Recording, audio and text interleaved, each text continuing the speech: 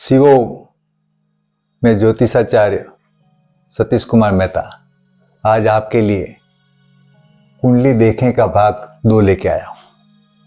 इससे पहले मैंने बहुत आसान तरीके से कुंडली कैसे देखें आप अपनी, उसके बारे में समझाया था।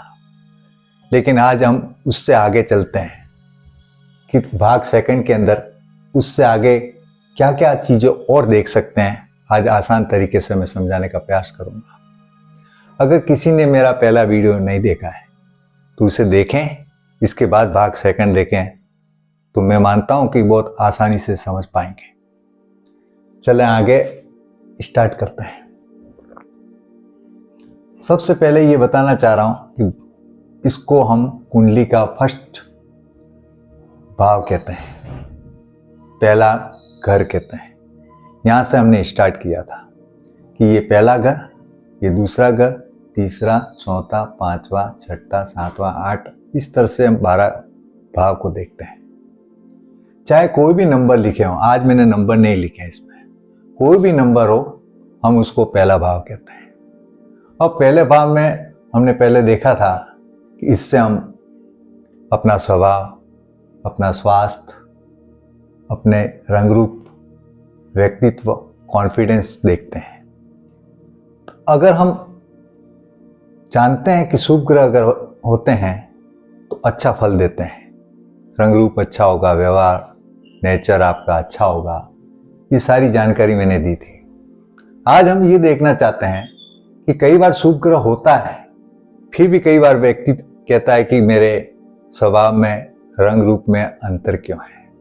तो आज हम देखते हैं कि अगर मान लेते हैं कि कोई शुभ ग्रह बुध है फर्स्ट भाव में, अगर आपकी पत्रिका में, और उसके दोनों तरफ में कोई पाप ग्रह है, शनि और राहु जैसे पाप ग्रह है, तो दोनों के बीच के अंदर शुभ ग्रह आते हैं। इसको हम पाप कत्री योग भी कहते हैं।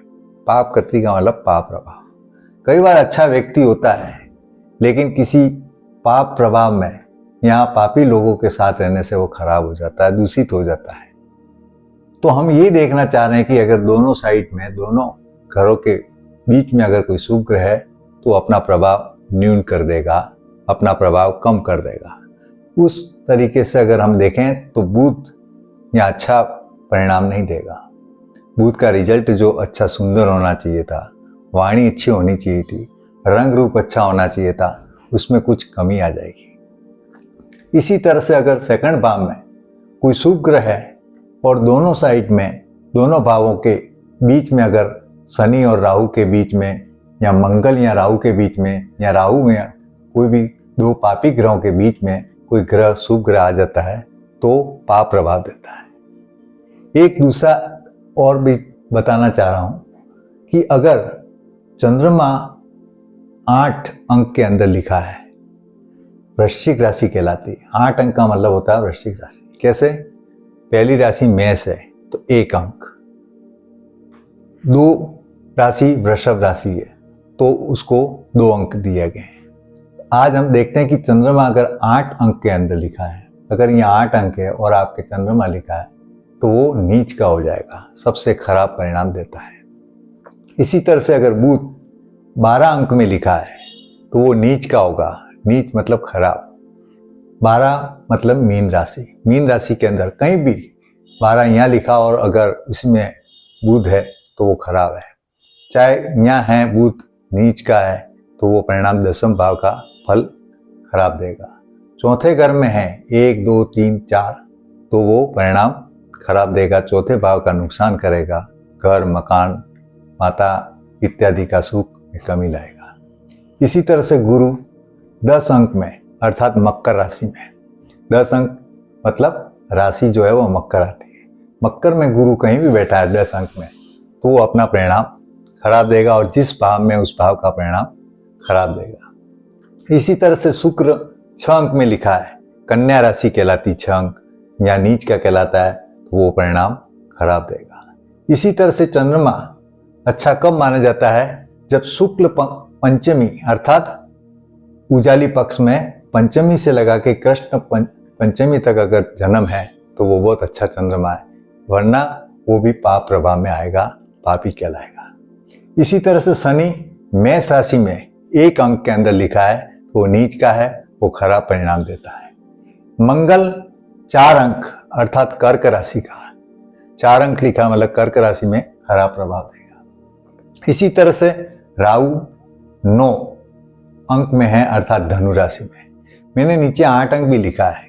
कई बार मत अनुसार अलग अलग ज्योतिषों का कहना है कि 9 अंक के अंदर नीच का होता है, तो कोई मानता है 8 अंक वृश्चिक का नीच का होता है, लेकिन हम 9 को प्रबल धनु में नीच मानना जाता है। इसी तरह से अगर हम देखें तो केतु मिथुन राशि में अर्थात 3 अंक में लिखा है तो वो नीच का प्रभाव देता है। इसी तरह से सूर्य 7 अंक में लिखा है तो तुला राशि का है, वो भी नीच प्रभाव कहलाता है। अर्थात इन अंक के अंदर लिखे गए कहीं पर भी है तो उसका प्रभाव बिल्कुल खराब, नेगेटिव बिल्कुल मात्रा में कम मिलेगा। और साथ में ये भी देखना है अगर कोई पाप प्रभाव है तो वो पाप करते योग कहलाता है, तो उसमें भी प्रभाव कम होगा। जैसे उदाहरण के तौर पर हम मानते हैं कि अगर ये बुध यहाँ लिखा होता और राहु और मंगल के बीच में होता तो बुध चौथे घर में होने की वजह से माता का सुख नहीं मिलेगा, माता से अनबन रहेगी, मकान वाहन में कमी आएगी। इस तरह से हम देख सकते हैं। धन्यवाद। आपको अच्छा लगा होगा कि इतना आसानी तरीके से मैंने समझाया है। कुंडली को आप स्वयं देख सकते हैं। धन्यवाद।